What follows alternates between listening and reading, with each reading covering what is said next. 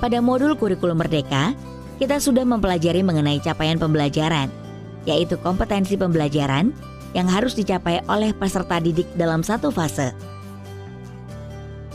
Capaian pembelajaran ini ditetapkan oleh pemerintah. Namun, untuk memandu kegiatan pembelajaran sehari-hari, CP perlu diuraikan menjadi tujuan pembelajaran yang lebih operasional dan konkret. Perencanaan pembelajaran ini merupakan bagian dari kurikulum operasional satuan pendidikan.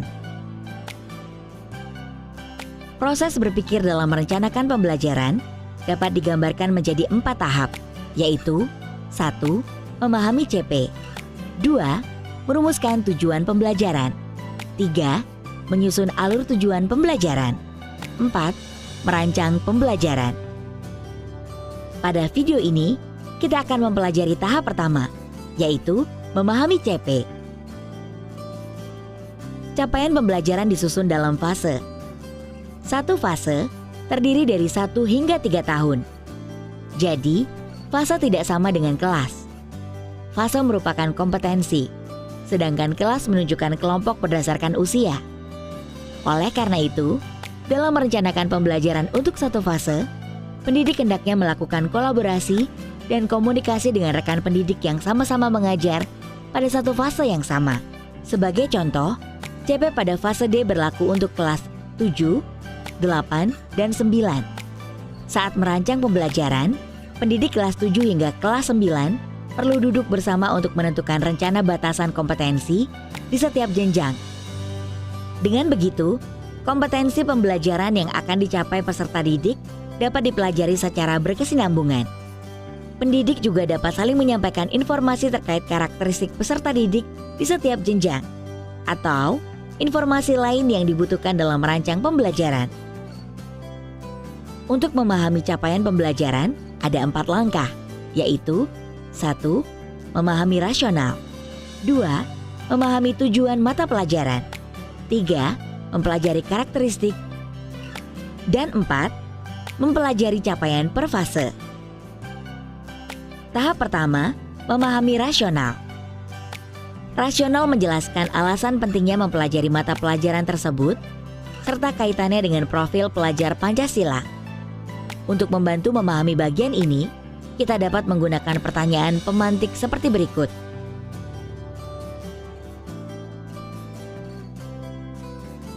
Tahap kedua, memahami tujuan mata pelajaran.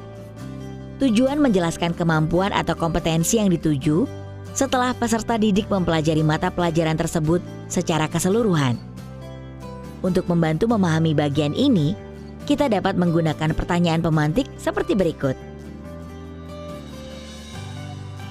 Ketiga, mempelajari karakteristik.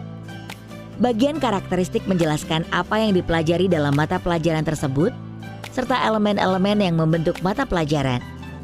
Untuk membantu memahami bagian ini, kita dapat menggunakan pertanyaan pemantik seperti berikut.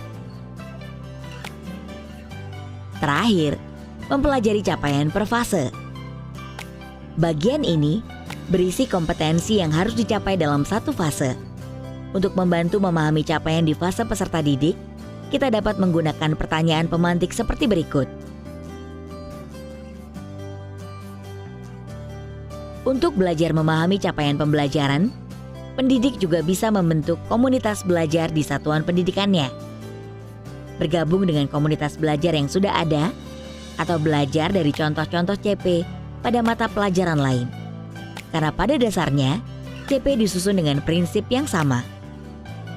Ibu dan Bapak Guru, memahami CP adalah langkah pertama yang sangat penting. Karena tentunya kita sebagai pendidik perlu memahami apa yang akan kita ajarkan. Dengan berkolaborasi untuk memahami CP, maka ibu bapak akan lebih siap dalam melaksanakan langkah selanjutnya, yaitu menetapkan tujuan pembelajaran, menyusun alur tujuan pembelajaran, dan mengembangkan modul ajar.